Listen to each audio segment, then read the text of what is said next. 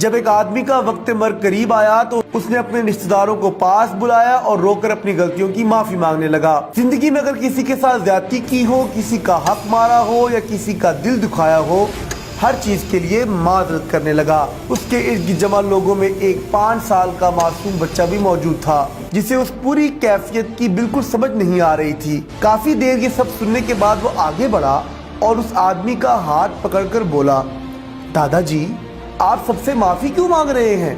بڑی حیرانی سے اس نے سوال کیا۔ بیٹا، جب کسی کا اللہ پاک کے پاس جانے کا وقت آ جاتا ہے تو جانے سے پہلے اسے اپنی جانے انجانے میں کی ہوئی غلطیوں کی معافی مانگ لینی چاہیے۔ میں اس لیے معافی مانگ رہا ہوں۔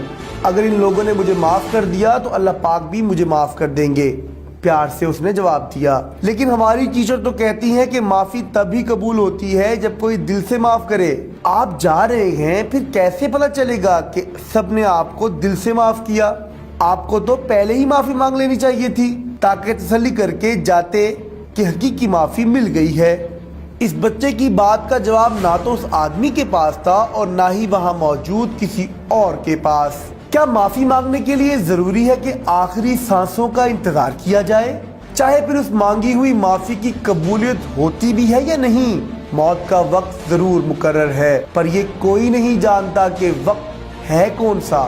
خطا ہر انسان سے ہوتی ہے، پر جیسے ہی احساس ہو اس کی معافی اسی وقت مانگ لینی چاہیے۔ موت کبھی مہلت نہیں دیتی۔